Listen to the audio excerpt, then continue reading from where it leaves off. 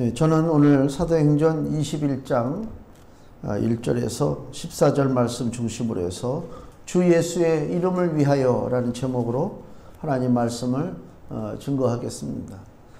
여호수아가 이제 세상을 떠나기 직전에 이스라엘의 장로들을 모아놓고 마지막으로 유언하는 내용이 있습니다. 그게 여호수아 24장에 이제 여호수아의 고별 설교 내용들이 나오는데, 거기에 여호수아 24장 23절 말씀을 읽으면 이런 말씀이 나와요.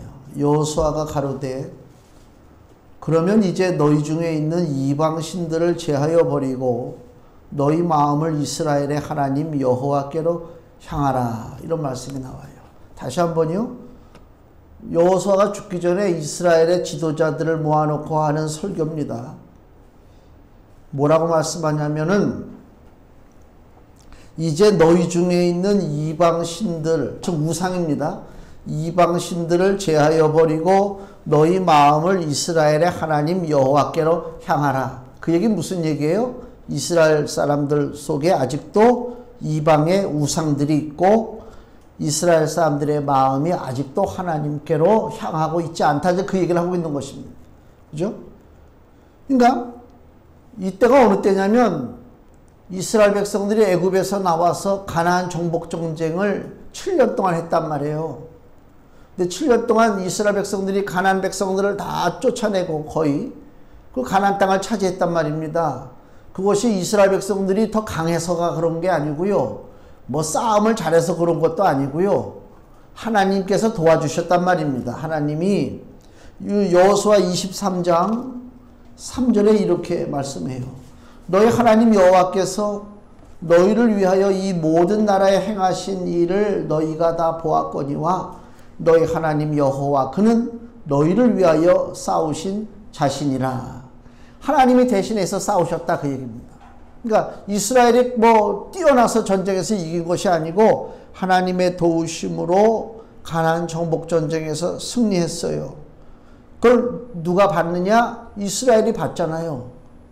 우리를 도와서 전쟁에서 이기게 했으니까. 그러면 당연히 나를 도우신 그분, 그 하나님을 내가 마땅히 섬기고 그 하나님을 내가 마음으로 의지하고 그분을 예배하고 나가는 것이 당연한 거 아닙니까? 근데 뭐라고요? 여호수아가 지금 목숨이 끊어지기 직전에 이스라엘 지도자들에게 당부하는 얘기가 뭐라고요? 너희 중에 있는 그 이방의 우상들을 제하여 버리고 너희 마음을 자꾸만 하나님께로 멀어져 있는 마음을 하나님께로 향하게 하라, 그 얘기요. 응? 이건 배은망덕한 이스라엘의 모습에 대한 여호수아의 경고라, 그 얘기입니다. 그전에도 이런 일들이 있어요. 그 창세기에 보면 야곱이 자기 본향을 떠나서 20년 동안 그 외삼촌 라반 집에서 살았단 말입니다. 그리고 외삼촌 라반의 집에서 재물을 모아서 돌아올 때에 많은 사건이 생겼어요. 불행한 일들이 생겼단 말이에요. 그때에 어떤 말씀이 나오냐면 창세기 35장 2절에 너희 중에 이방 신상을 버리고, 이런 말이 나와요. 이방 신상을 버리고. 자, 이 배경을 보면요, 야곱과 야곱의 가족들은 하나님의 은혜를 모르는 사람들이 아니라 하나님의 은혜를 체험한 사람들입니다. 하나님의 은혜를 체험했어요. 야곱이 외삼촌 라반 집에서 20년을 살았는데요, 별로 재산을 모으질 못해요. 그 외삼촌 라반이 너무 사람이 교활해가지고 10번 이상이나 계약을 파기시키고 돈 줄 걸 안 줬단 말입니다. 하나님께서 도와주셔서 야곱이 부자가 됐어요. 야곱이 부자가 되니까 외삼촌 라반과 그의 자식들의 눈빛이 달라졌어요. 저 야곱이가 우리 집안의 물질을 훔쳐간다라고 생각한단 말이에요. 잘못하면 무슨 일이 벌어지기 직전이요. 그래서 야곱이가 더 이상 내가 있으면 안 되겠다. 이제 외삼촌의 집을 떠나서 내 본향으로 돌아가야 되겠다. 그리고 야밤에 식구들을 다 끌어모으고 모든 재산들, 양과 소와 낙타와 모든 것들을 끌어모으고 밤에 길을 떠나는 거예요. 고향을 향해서 떠난단 말이에요. 떠나는데 나중에 3일 만에 외삼촌 라반의 귀에 야곱이가 가족들하고 재산을 모아가지고 떠났다고 하는 소리가 들렸단 말이에요. 웬만한 사람 같으면 아이 그 자식 그거 참 그런가 보다, 그래 그냥 잘 먹고 잘 살아라 너 떠나서 뭐 이렇게 하면 될 거 아닙니까? 근데 라반 성경을 보니까 라반이 그 소식을 듣고 7일 길을 쫓아갔다. 일주일을 쫓아갔다는 것입니다. 왜? 헤어지기가 아쉬워서? 작별 인사하려고 7일 길을 쫓아갑니까? 아니죠. 이거 복수하려고 쫓아가는 거예요. 내가 가만 보내지 않겠다. 인간이 아주 악한 겁니다. 그러니까 외삼촌 라반과 야곱의 관계는 무슨 뭐 삼촌과 조카의 관계도 그렇지만 장인과 사위의 관계란 말이에요. 자기 딸 자식들이 다 거기 있고 손자들이 다 거기 있잖아요. 그럼에도 불구하고 그 분노의 칼을 갈고 일주일을 쫓아가서 야곱을 잡았단 말입니다. 그때 창세기 31장에 보면 하나님이 간섭하시는 장면이 나와요.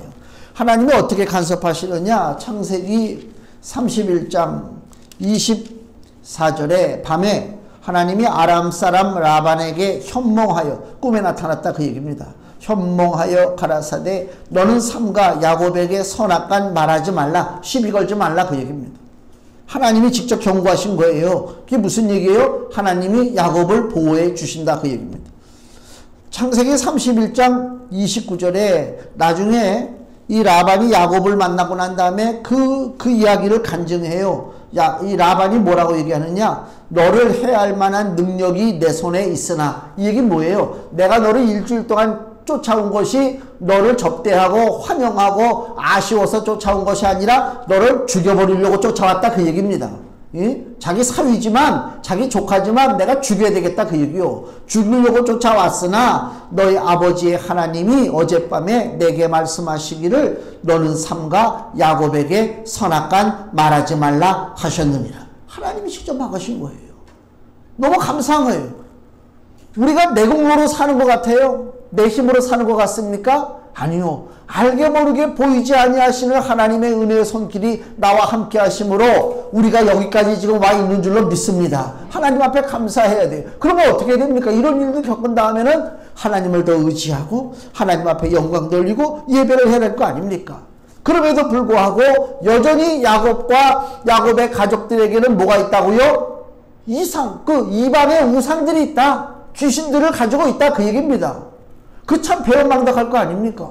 아니 하나님의 은혜를 몰라서 우상을 섬기고 귀신을 섬기는 건 내가 이해가 된다 할지라도 하나님의 도우심을 체험했어요. 이스라엘의 그 가나안 정복 전쟁도 하나님의 도우심으로 승리했고요. 야곱도 하나님의 보호하심으로 야곱이 여기까지 왔습니다. 그러면 당연히 야곱과 그의 가족들은 하나님을 섬겨야 될 거 아닙니까? 자기한테 조금 더 도움을 주지 못하는 그 죽어빠진 신들, 손으로 만든 그 목각 인형들, 금속 나무 그런 것들, 거기에 자기 운명을 걸고 거기를 섬기고 산다? 이게 얼마나 한심한 일입니까? 그러한 일들이 야곱의 가족 또 이스라엘에게만 그러한 일들이 벌어진 것이 아니라 오늘날 우리 성도들의 삶을 우리가 한번 보세요. 내 삶을 보세요. 내가 하나님의 은혜를 누리고 하나님의 보호하심으로 여기까지 왔는데 과연 나는 내 삶 속에 버려야 할 이방의 우상들은 없는가 한번 바라봐야 된단 말입니다. 살펴봐야 될 거 아닙니까? 없애야 할 것이 무엇인지를 한번 진지하게 고민을 좀 하고 나가야 되겠다. 하나님의 은혜를 몰라서 우상을 섬기는 게 아니고요. 인간의 마음이 원래 부패해요. 썩었단 말이에요. 이 마음이 썩었기 때문에 그래서 썩어질 인생이 앞으로 썩어질 것을 의지하고 사는 것입니다. 뭐 눈에는 뭐만 보인다고 그러잖아요.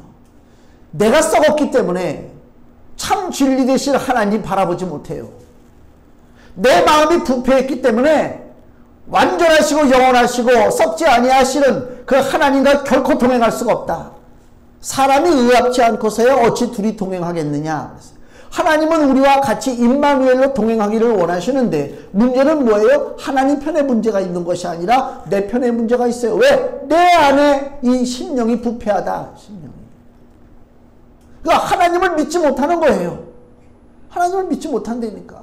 그렇게 나를 여기까지 이 자리까지 하나님이 인도하시고 보호하시고 이끌어 주셨으면 그 하나님을 믿고 이 땅에서 내가 장차 얼마를 살든지 간에 하나님 앞에 내 운명을 맡기고 사는 것이 올바른 도리인데도 불구하고 하나님 앞에 맡기지를 않아요. 그리고 자꾸만 자기 방법으로 살려고 한단 말이에요.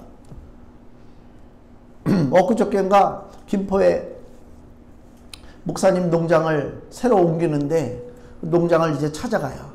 한 번은 갔었는데, 뭐, 길도 모르고 그냥 왼쪽으로, 오른쪽으로 이러고 가다 보니까 두 번째 내가 찾아가려고 하는데 못 찾아가겠어. 그래가지고 그 주소를 받아가지고 이제 이 뭐 티맵? 그걸로다가 해서 이렇게 가잖아요.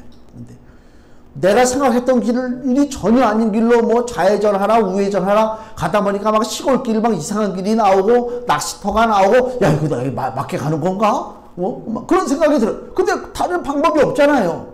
그래서 웬만하면 저도 성격이 좀 급해가지고 내비가 좀 이상하면 야, 이거 아닌가 보다 하고 내 맘대로 가는 경향이 있는데 그날은 아니다. 죽었다 깨도 얘만 믿고 가야 되겠다. 그리고 얘가 시키는 대로 갔어요. 길도 아닌 길 같은데 근데 그 시키는 대로 가니까 정확하게 그 앞으로 딱 떨어지더라고. 우리 마음은 늘 그래요. 뭔가 믿지 못하는 마음이 있단 말이에요. 그게 무슨 마음이에요? 내가 교만하기 때문에 그래요. 내가 너보다 잘났지. 내가 너보다는 똑똑하지. 그래서 내 판단이 항상 옳다라고 생각한단 말이에요. 그러나 내가 비교할 대상이 누굽니까? 우리 하나님이잖아요. 그 하나님과 내가 뭘 비교합니까? 하나님이 말씀하시고 하나님이 이끄시면 아이고 그 말씀에 100% 내 운명을 맡기고 나가는 것이 이게 지혜로운 사람이다. 그래서 우리에게 성경을 주신 것이 아닙니다. 이 썩어질 것들이 썩어질 것만 찾아간단 말이에요. 그래서 베드로후서를 보시면 베드로후서 2장 20절에 만일 저희가 우리 주 되신 구주 예수 그리스도를 알므로 세상의 더러움을 피한 후에 다시 그 중에 얽매이고 지면 그 나중 형편이 처음보다 더 심하리니. 내가 예수님을 영접했단 말이에요. 하나님을 아버지로 섬긴단 말이에요. 그럼 끝까지 그 길을 가야지. 그죠? 그렇다고 해서 우리가 뭐 교회를 떠났다 그 얘기가 아니죠. 몸은 교회 나와 있어요.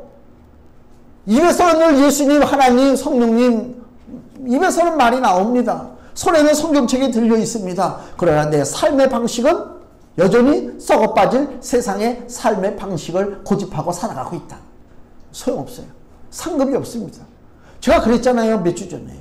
하나님의 보좌 그리스도 심판대 앞에서 심판받을 때 예수님이 불 붙여준다고 우리가 쌓은 집에 대해서 너 도대체 평생 동안 얼마나 믿음의 집을 짓고 살았느냐. 예수님이 불 붙일 때 확 타버리는데 타고 난 다음에 금이라든가 은이라든가 보석이 있으면 상급받는 거예요. 그게 무슨 얘기입니까? 예수님이 비싼 거 좋아한다는 얘기예요? 그게 아니고 없어지지 않을 귀한 것들, 귀한 진리, 이 말씀입니다. 근데 내가 집을 졌는데 지푸라기 나무떼기로 집을 졌단 말입니다. 싹 타버리면 아무것도 없어요. 지푸라기 나무떼기가 뭐예요? 내 사상, 내 사고방식이요. 쉽게 가는 내 저거란 말이에요. 하나님의 말씀 따라 사는 게 쉽진 않습니다. 왜? 우리는 육을 지니고 살고 있어요. 우리는 이 속에 부패한 심령을 가지고 있기 때문에 영원하신 하나님 말씀대로 산다고 하는 것은 이거는 그냥 보통 일이 아니에요. 그래서 성령의 도우심을 받아야 된다 그 얘기입니다. 이것을 제대로 정리하지 못하면 도로아미 탑을 그 말이 어디서 나왔는지 모르지만 그렇게 된단 말이에요. 참 골치 아프잖아요. 공든탑이 무너지랴. 뭐 공든탑이 무너지니까 그러겠지. 인간의 공든탑은 무너진다. 인간의 공든탑. 하나님의 은혜로 살아야지. 끈질기게 썩어질 더러운 것을 소망하고 끌어안고 살고자 하는 것이 부패한 인생의 모습입니다. 그래서 요한일서 2장 16절 말씀 보면 이는 세상에 있는 모든 것이 육신의 정욕과 안목의 정욕과 이생의 자랑이니 다 아버지께로 쫓아온 것이 아니요 세상으로 쫓아온 것이라. 세상에 있는 모든 것이요 육신의 정욕과 안목의 정욕과 이생의 자랑입니다. 지금 바이러스가 교회 소그룹 모임을 통해서 바이러스가 퍼지고 지난주 같은 경우에는 저 뭐 안양이라든가 군포에 있는 뭐 목회자들이 뭐 제주도 가족끼리 놀러 갔다 왔다고 그래요. 뭐 일반 사람들 제주도 놀러 가는 건 뭐라고 내가 얘기 안 해. 목사들이 제주도 놀러 가면 안 돼. 그 깊은 영적인 의미는 내가 나중에 목사들한테 할 얘기고, 어느 지역마다 그 지역을 지배하는 더러운 영이 있는데 쉽게 목회자들이 그걸 그 상황, 그 사실을 망각하고 다닌단 말이에요. 어디야 태국이라든가 캄보디아 같은데 우리 한국 사람들이 관광 가면요 기독교인이 있든 뭐 불교 신자든 간에 무조건 그 저기 황금 사원인가 무슨 뭐 이런 데 만들어 놓은 데 돌아다니잖아요. 절대로 자기에게 이득이 없습니다. 아이 나는 그냥 구경만 하는 건데 구경도 하지 마. 뭐 거기 뭐가 있다고 구경을 해. 그렇잖아요. 아니 볼 곳이 없어서 그 남의 나라 가서 절간에 가가지고 그 부처상제 그거 보고 그거 뭐 나한테 무슨 영적인 이득이 뭐가 오겠어요. 영적인 이득이 알아요. 왜 잠깐만 그런 걸 보려고 하고 제주도를 왜 그 가족들끼리 목사가 지금 남들이라고 다 지금 격리가 되고 무슨 모이지 말라고 하고 좀 이러는 판인데 목사가 모범을 보여야 할 판인데 가족을 데리고 제주도 놀러 갔다 와가지고 자기 손자들한테까지 다 퍼뜨리고 있어? 아이고 이게 왜 그래요?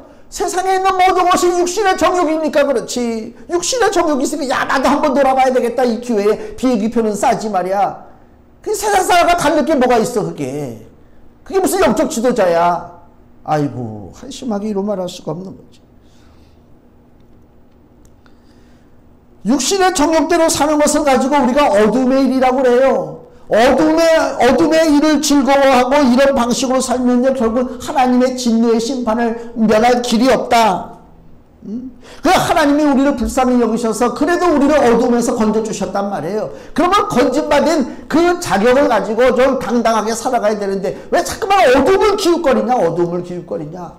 너무 안타깝단 말이에요. 에베소서 5장 8절 말씀을 보면요.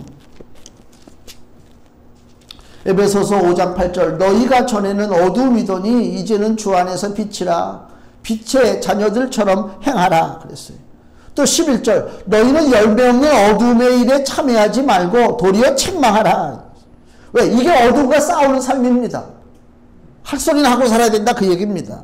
에베소서 6장 12절 우리의 씨름은 혈과 육에 대한 것이 아니요 정사와 권세와 이 어둠의 세상 주관자들과 하늘에 있는 악의 영들에게 대함이라. 더러운 것들과 어두운 것들과의 싸움이라 그 얘기입니다.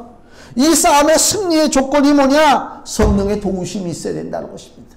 내 힘 가지고는 못 싸워요.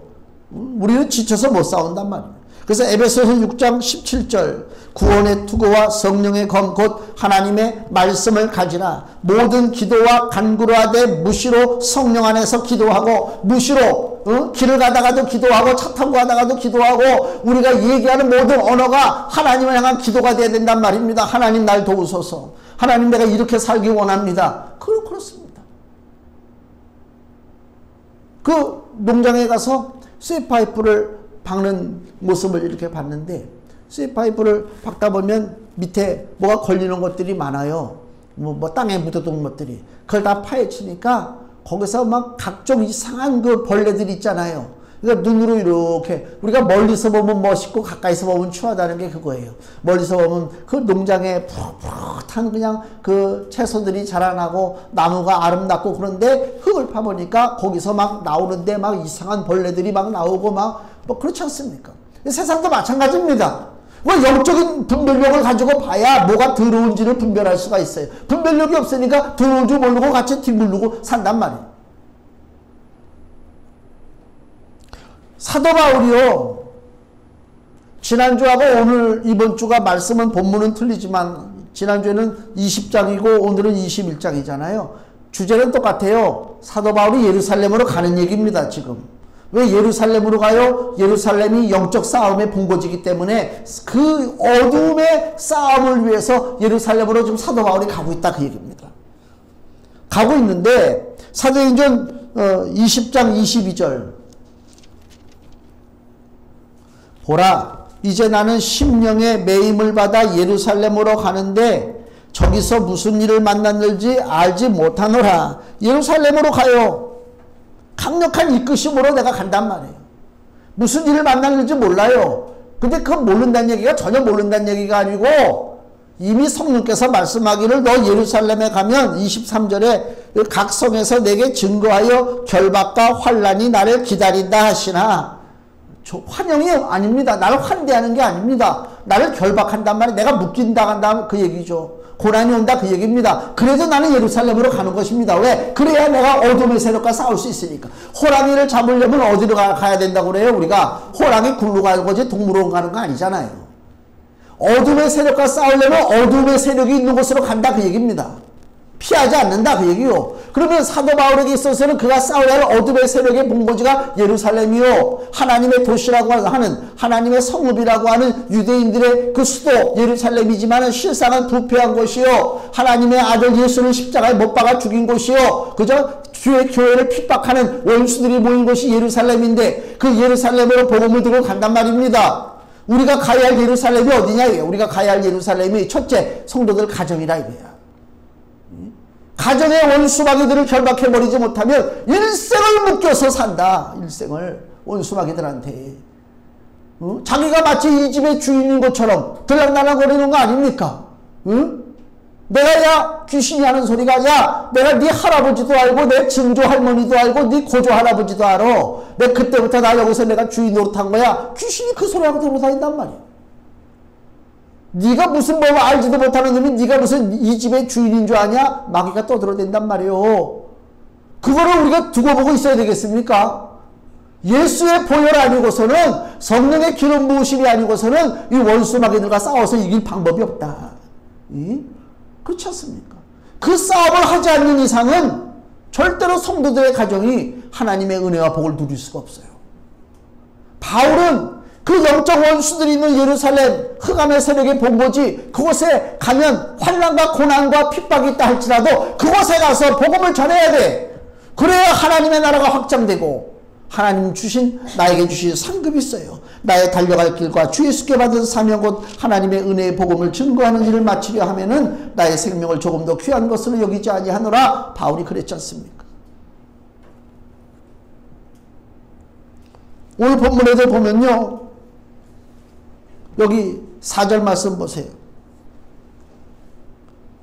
제자들을 찾아 거기서 이래를 머물더니 제자들이 성령의 감동으로 바울더러 예루살렘에 들어가지 말라.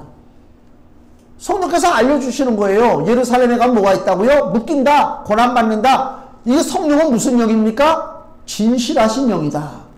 속이질 않습니다. 거짓말하지 않습니다. 이게 중요한 것입니다. 고난받을 것을 미리 말씀해 주시는 거예요. 또 오늘 본문의 10절 말씀에도 여러 날 있더니 한 선지자 아가보라 하는 이가 유대로부터 내려와 우리에게 와서 바울의 띠를 가져다가 자기 손발 즉 수족을 잡아매고 말하기를 성령이 말씀하시되 예루살렘에서 유대인들이 이같이 이 띠 임자가 누구요? 바울이죠. 바울을 결박하여 이방인의 손에 넘겨주리라 하거늘 우리가, 즉 바울의 제자들이죠, 우리가 그 말을 듣고 그곳 사람들로 더불어 바울에게 예루살렘으로 올라가지 말라 권하니. 모든 사람들이, 주변에 있는 모든 사람들이 다 말려요. 예루살렘으로 가는 것을 말린단 말이에요. 지금 성령이 알려주셨어요. 예루살렘 가면 고난이 온다. 바울의 결론이 무엇입니까? 13절 대답하되 너희가 어찌하여 울어 내 마음을 상하게 하느냐. 나는 주 예수의 이름을 위하여 결박받을 뿐 아니라 예루살렘에서 죽을 것도 각오하였느니라. 주 예수의 이름을 위해서 내가 살겠다 그 얘기 아닙니까? 사람이요, 인생의 목적이 있어요. 다 인생의 목적들이 있잖아요. 어떤 스포츠 선수는 그 스포츠로 해가지고 무슨 연봉을 많이 받는다든가 금메달을 딴다든가 뭐 이런 것도 있고요. 정치인은 올라가서 꿈이 있으면 이 나라에 한번 좀 대권을 한번 잡아보겠다고 하는 꿈을 가진 사람도 있을 테고, 뭐 많죠. 뭐 각자 꿈들이 많죠. 사업하는 사람들은 사업에 꿈도 있고 다 꿈이 있을 것입니다. 우리 각자에게도 다 비전이 있고 꿈이 있을 것입니다. 그러나 한 번쯤은 우리가 하나님의 자녀요 예수 그리스도의 제자가 된 우리라면 한 번쯤은 내 인생의 목표를 썩어질 것에만 묶어둘 것이 아니라 나도 바울같이 주 예수의 이름을 위하여 내가 죽을 것을 내가 각오하였노라라고 하는 그런 좀 믿음의 소망을 가지고 목표를 가지고 한번 나가야 되지 않느냐. 예수 믿는 사람이나 안 믿는 사람이나 시시하게 이루 말할 수 없고 죄악 앞에서 흔들리고 온갖 부패 가운데 그렇지 않습니까? 지금 이 땅에서 손가락질 당하는 사람들의 상당수가 다 기독교인이라고 그래요. 응? 그 자기들만 무늬만 기독교지 주님이 그렇게 인정해 주시냐 이거입니다. 너무너무 안타깝게 이런 말할 수가 없습니다. 요한계시록에 보면요, 요한계시록 2장을 한번 잠깐 보세요. 요한계시록 2장에서부터 3장까지 아시아의 7교회가 나오잖아요. 요한계시록에. 거기에 이제 주시는 말씀을 보세요. 이 공통적으로 나오는 게 뭐냐면 계시록 2장 7절 보세요. 이건 에베소 교회입니다. 귀 있는 자는 성령이 교회들에게 하시는 말씀을 들을지어다. 이기는 그에게는 내가 하나님의 낙원에 있는 생명나무의 과실을 주어 먹게 하리라. 자, 여기 보면 무슨 말씀이 강조되냐면 이기는 그에게는, 지는 자에게는 상급이 없어요. 교회 안에 들어와 있다고 상급 받는다? 천만의 말씀이요. 상급 받을 일을 해야 된단 말입니다. 상급 받을 일이 뭐예요? 교회에서 많이 봉사하고 수고하고, 그런 얘기 하는 게 아니에요. 어둠의 세력과 얼마나 싸웠느냐, 그게 중요한 거예요. 내 삶 속에서. 우리 하나님이 우리에게 쓸데없이 무거운 짐을 짊어지게 하는 거 아닙니다. 다른 사람 싸움에 관여할 필요도 없습니다. 내 인생 앞에 놓여져 있는 어둠의 세력들과 내가 어떻게 싸울 것이냐, 전선을 지키는데 남의 전선 염려하지 마세요. 내 앞에 있는 전선만 잘 지키면 된다, 그 얘기입니다. 내 앞에 있는 전선도 못 지키는 사람들이 대형교회 목사가 돼가지고 한국교회가 지금 망가지고 있다, 그 얘기 아닙니까? 자기 앞에 있는 전선도 못 지켜, 자기 가정도 못 지킨단 말이야, 그 얘기요. 자기 가정은 둘째치고 자기 자신도 못 지켜, 자기 자신도 육신의 저격 안목의 장육에 붙잡혀 살아가고 있는 거 아닙니까? 욕심 없으면 한번 나와보라고 그래. 욕심 없는 목사가 있는가? 자기와의 싸움을 지금 지고 있다, 그 얘기요. 그래서 귀 있는 자는 성령이 교회들에게 하시는 말씀을 들을지어다. 이기는 그에게는, 에베소 교회에 주시는 말씀이죠. 그 다음에 두 번째 2장, 계시록 2장 11절. 이거 서머나교회예요. 귀 있는 자는 성령이 교회들에게 하시는 말씀을 들을지어다. 이기는 자는 둘째 사망의 해를 받지 아니하리라. 여기도 이기는 것이 강조되죠. 또 2장 17절. 이거 버가모 교회인데, 귀 있는 자는 성령이 교회들에게 하시는 말씀을 들을지어다. 이기는 그에게는 내가 감추었던 만나를 주고. 계속 지금 뭐가 반복돼요? 성령이 교회들에게 하시는 말씀인데 뭐라고요? 이겨야 된다, 그 얘기예요. 이겨야 된다. 2장, 계시록 2장 26절. 이기는 자와 끝까지 내 일을 지키는 그에게 만국을 다스리는 권세를 주리라 그랬습니다. 이 두아디라 교회 얘기하는 거 아닙니까? 그 다음에 사대교회 3장 5절. 이기는 자는 이와 같이 흰옷을 입을 것이요 내가 그 이름을 생명책에서 반드시 흐리지 아니하고. 여기도 뭐라고요? 이기는 자요. 그 다음에 계시록 3장 12절 빌라델피아 교회. 이기는 자는 내 하나님 성전의 기둥이 되게 하리니 그가 결코 다시 나가지 아니하리라. 마지막으로 계시록 3장 21절 라오디게아 교회. 이기는 그에게는 내가 내 보좌에 함께 앉게 하여 주기를 내가 이기고 아버지 보좌에 함께 앉은 것과 같이 하리라. 자, 이 교회들에게 공통적으로 주시는 말씀을 한번 보세요. 뭐라고요? 귀 있는 자는 성령이 교회들에게 하시는 말씀을 들을지어다 그랬어요. 귀 있는 자는 성령이 하시는 말씀이요. 그 말씀의 핵심이 뭐라고요? 이기는 자는, 이 얘기입니다. 이기는 자는, 지는 자는 소용없어요. 이기는 자는, 이 얘기는 다른 말로 표현하면 뭔지 아세요? 오늘의 제목이에요. 주 예수의 이름을 위하여 사는 것이요. 그 얘기입니다.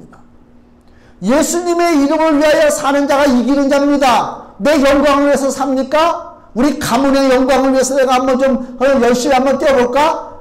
아이고, 그래 몇 년이나 그 가문이 영광을 누립니까? 우리는 본질적으로 이기적이고 정욕적입니다. 그래서 나 자신만 위해서 살고자 하는 그 욕심이 아주 강렬하다, 그 얘기요. 그렇기 때문에 성령의 도우심으로 인생을 달려가야만 이기는 삶을 살 수 있고 예수님의 이름을 위한 삶이 될 수가 있습니다. 금주 말씀을 보세요. 고린도전서 9장 25절 같이 읽습니다. 이기기를 다투는 자마다 모든 일에 절제하나니 저희는 썩을 면류관을 얻고자 하되 우리는 썩지 아니할 것을 얻고자 하노라. 아멘. 이 땅에 많은 사람들이 자기 인생이 썩어질 것도 모르고 자기가 얻어야 할 것이 썩을 면류관인 것도 알지도 못하고 살아가고 있습니다. 우리는 감사하게도 성령께서 깨우쳐 주셔서 그리스도의 복음을 받아들였습니다. 그래서 우리는 썩지 아니할 것을 얻고자 이기기를 다투어야 된다, 그 얘기입니다. 성도 여러분, 가정에서 이기시고 직장에서도 이기시고 학교에서도 이기시고 모든 현장 속에서 예수의 이름으로 성령의 도우심으로 이기시는 하나님의 귀한 자녀 주 예수의 이름을 위하여 살아가는 하나님의 귀한 백성 되시기를 예수님의 이름으로 축원을 드립니다. 기도하겠습니다.